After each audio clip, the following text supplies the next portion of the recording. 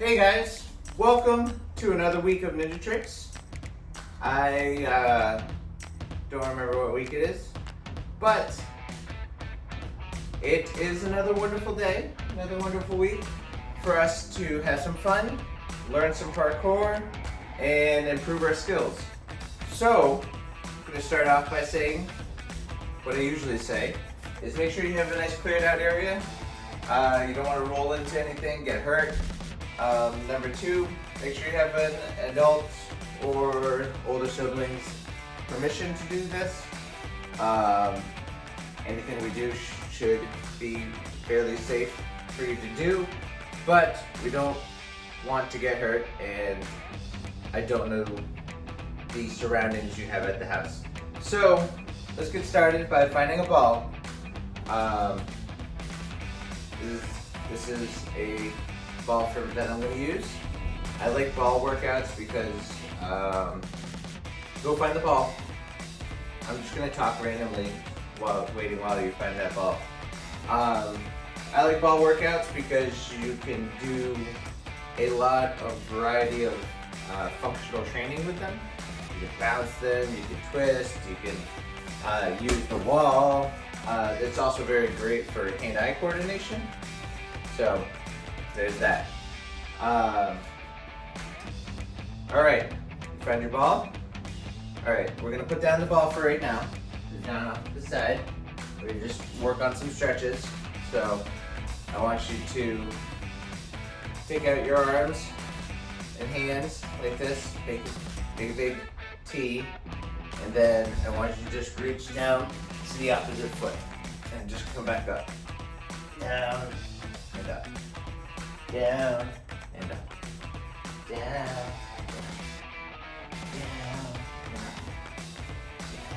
and up. You should feel this in the back of your legs, and the glutes. Feel them in your hamstrings. Alright, now we're going to do some arm stretches. We're going to take our arm, go across like this. Good to stretch out those shoulders.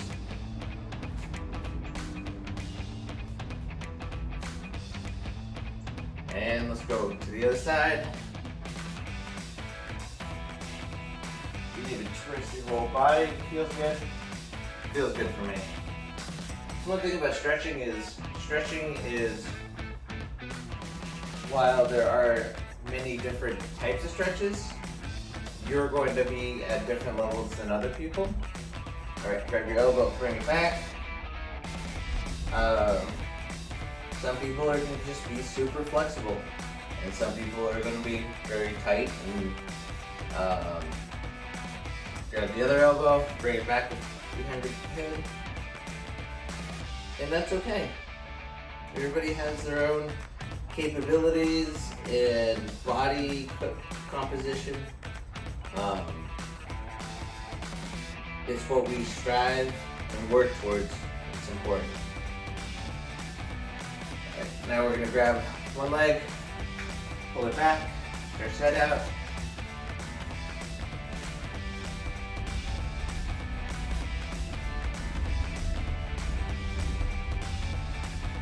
And grab the other leg. See, struggling with that leg.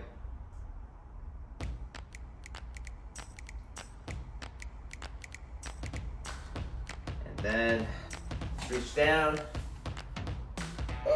straight down. Try to put your feet together. Try to keep your knees semi-straight. You really want to feel that stretch throughout the back here.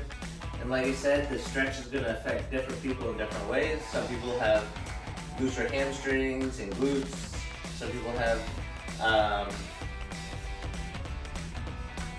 more flexibility in their back. But it's just overall good to get stretched out. Alright, let's do some warm-ups. We're going to do a more traditional warm-up today. Actually, scratch that. We're going to do a warm-up with the ball. Alright? So, pick up your ball. And I want you, we're going to do jumping jacks, or we're going to do the ball. So, jump out, push the ball out, do a jumping jack. All right? We're gonna be here for 5 hours. All right, maybe not 5 hours. Maybe 20 minutes, 30 minutes. Hasn't been 30 minutes yet. All right, now we're gonna do floor throws. So what I want you to do is take the ball, reach down, and jump up, throw it down. And I want you to squat down, jump up, throw it down. The squat is very important because you're getting those legs strengthened for those jumps and building a good foundation for the exercises and parkour tricks we're gonna do, right? So, let's do a few more times. Let's do it 5 more times, right? 1, 2, 3, 4, and 5. All right, woo. It's warm. All right, now we're gonna get on the floor. We're gonna do Russian twists. They call them Russian twists. Basically, you're gonna take that ball. If you see my back's at a 45-degree angle. My legs are in front of me. I just move from side to side. If you want to make it a little tougher, you can lift your feet. This is a good abdomen workout, core workout. You're strengthening your abs, lower abs and upper abs, and your abs on the sides. You have many muscles in your core, yet you tend to ignore it in a lot of workouts, which is why they say strengthening your core is so important, because it's the center of your body. You need to make sure you're working out that area too, along with your legs and your arms. So just do maybe 10 more seconds of this. 1, 2, 3, 4, 5, 6, 7, 8, 9, and 10. All right. Now, we're gonna do some wall bounces. So you're gonna stand next to a wall. If you can, if not, just twist to the side, all right? So bounce and bounce. You can actually, if you can, twist this behind you, twist behind. Another thing you can actually do, we're gonna do it this way. We're gonna take her back and twist, bounce it off one side. Oh no, I knocked down Heather's painting. She did a nice painting of flip-flops. This is through the Creative Arts Studio, through Monique Pappas. They teach you how to paint all sorts of awesome things. So again, we're gonna stand back to the wall, bounce, bounce, bounce, bounce, bounce. Just bounce this ball off the back of the wall. All right? I love working out with a ball. Who doesn't like to have a ball, right? I enjoy this because you're just bouncing a ball and you're not thinking about the workout. You're thinking about making sure the ball bounces off the wall and that you catch it. Not only is this great for doing a workout, but it's great for hand-eye coordination and thinking about where you're looking. So that's a very important part of karate, is thinking about where you're looking.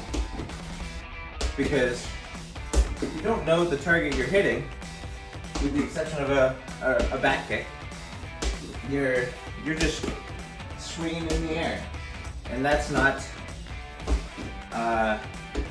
great, because not only could you hurt somebody, but you could hurt yourself unintendedly. All right, so that's it for the stretching and workout. On to parkour and karate skills. For our karate skill today, we're going to do a side kick. We're going to extend that looking behind us to our karate skill, making sure we are paying attention to where we're kicking our target. So we're not going to so much work on power as we are going to our target. If you have a parent or guardian, you can have them hold up a pad for you. Just make sure you're not kicking hard and not hitting people with this. You want to hit the pad. So I have a pad in front of me here. What's the steps to a chamber? So basically, when you do a side kick, you want to raise your knee, just like in a front kick, but you're gonna raise it first. Made a mistake. Twist the foot. You want to twist your foot, and then you want to raise your knee. All right. In Taekwondo, we're gonna raise our knee up, and then back, and then kick out and down. So our chamber starts actually straight up with the Taekwondo side kicks, but with Kenpo, you're going to want to just bring your knee straight back like this, point your butt towards your target, look at your target. Like I said, we want to see our target, be able to put a pizza on their leg, kick out, bring it back in, bring it back down. So remember, we're doing be able to put a pizza, and it kind of looks like a pizza because it's a V, right? So again, we're going to practice this 5 times. Make sure you turn the foot, bring it up, chamber, kick, chamber, bring it down. All right? We'll actually do it with our front leg. So 4 more times. Bring it up, kick, bring it down. Remember to twist your foot. Bring it up, kick, bring it down. Do it 2 more times. Bring it up, kick, bring it down. Remember to point your butt that way and look. And 1 more time. I don't know if that was 5, 10 times. All right, the other foot. All right. Remember, what's our first step? Turn the foot. Pizza kick. And side kick. Bring it down. Let's do it 4 more times on this side. 1. Oh, I totally missed. See, that's why you're gonna watch where your target is. 2, 3, 4, 5. So, moral of the story, make sure you look where you're kicking. Even if, remember, the side kick, you're facing your bum towards your target, not your front. So it's very hard to look because you have to look over your shoulder to see where your target is. But make sure you keep your eye on your target so your foot lands in the right place.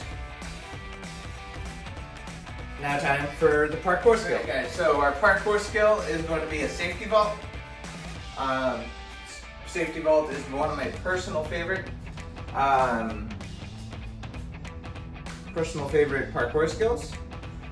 Why is it one of my personal favorite parkour skills? Is I do a lot of these obstacle races called Tough Mudders or Spartans and stuff. Basically, in these obstacle races, you don't just run. You run and you jump over things. You're basically doing parkour. You have to climb over things, jump from here to there. So I'm basically doing parkour, right? So you get to these walls in a lot of situations and you have to do a safety vault over them.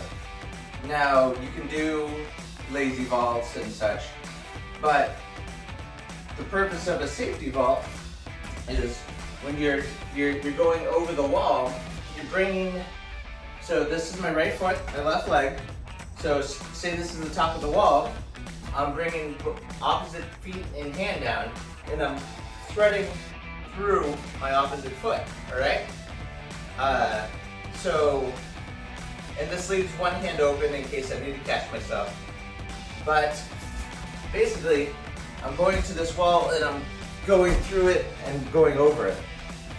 This allows me to keep going without reducing speed, because if I do a lazy vault, then I'm putting my one hand on top of the wall. Imagine there's a wall right here, and I leap myself over it, push myself over it, and when you do a lazy vault, you end up backwards. That does not lend yourself to maintaining speed. Also, the nice thing about a lazy vault is the difference between a Kong vault and a lazy vault is that a Kong vault, you have to literally push yourself and throw yourself over the wall. That is an effective method, and you don't lose. Actually, you use less speed than a safety vault, but it also takes a lot more effort. And these Spartan and Tough Mudders that I do are miles long. So I want to conserve my energy, but still not lose speed. So we're going to practice right here on the floor. If you have a wall or something that you have outside, go practice out there. Go try it out. But on top of the wall, you're going to want to put your left foot or right foot in your opposite hand. So if you put your left foot down, you're on your right hand. If you put your right foot down, you want your left hand.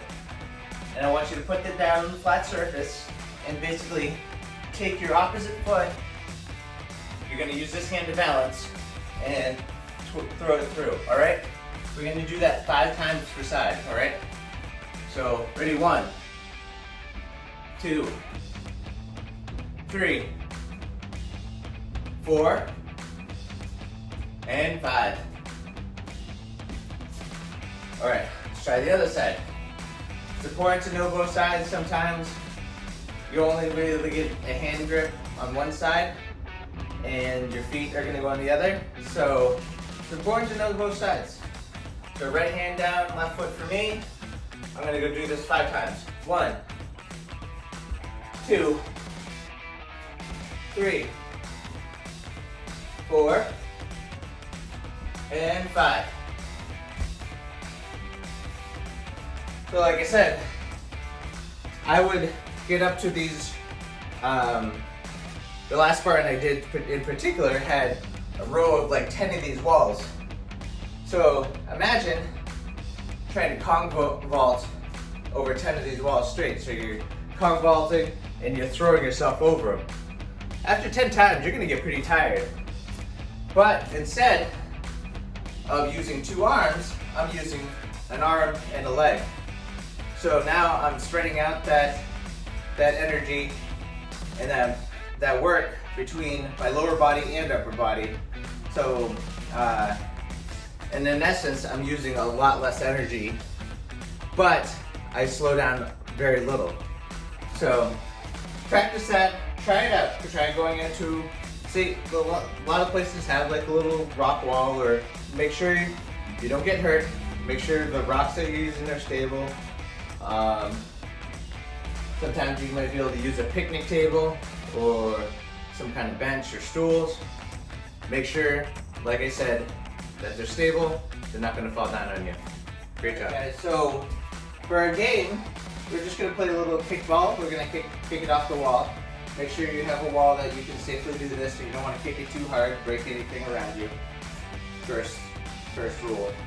But soccer's coming. Soccer time. It's soccer season for a lot of us. My son's actually starting. Garrett is actually starting soccer soon. So it's actually great to practice out some soccer skills. As you can see, I'm kind of just keeping this ball from moving. I'm kind of just moving it around with my feet. That's actually a very important part of dribbling, because being able to move and manipulate a ball with your feet and without having to look at it. Keeps you're looking at it, but you're looking at it with your peripheral vision. So I'm looking at you right now, but I'm watching the ball at the same time. So I'm keeping this ball under control with my feet. How does that have anything to do with karate or parkour?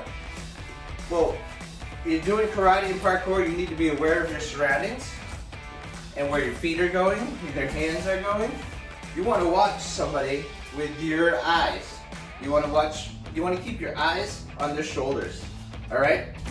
So this is the game we're playing right here. We're keeping control, but now on top of that, we're going to be kicking it up against the wall. And I want you to keep focused, not on the ball, but I want you to watch the wall or something. Keep your eyes in focus on this video, say, and see if you can kick and hit this ball without directly looking at it.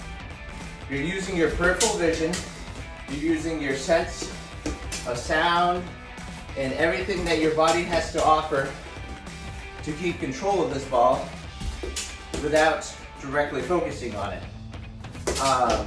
That's very important in karate and especially sparring, because when you're fighting somebody in sparring and karate, you need to keep your eyes on their shoulders, because if you look at where you're going to hit them or where they're coming in, your eyes give an indication of what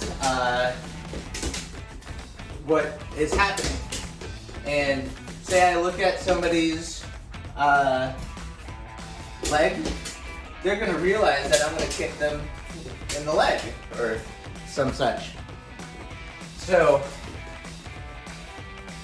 skills like soccer, not hockey, are very important in being able to focus in on something that is not in your direct vision, but you need to pay attention to. Now, every once in a while, you're going to have to move your eyes and your focus, but I can also keep my focus on you at the same time. So, like I said, say you look at somebody in the stomach, reminder, then they're going to think, I want to punch them in the stomach or kick them there. So if you can keep your eyes always on their shoulders, you've taken away one of their senses to be able to see how you're going to hit them and fight them. So practice this. And like I said, you don't have to watch the camera, you don't have to watch the video.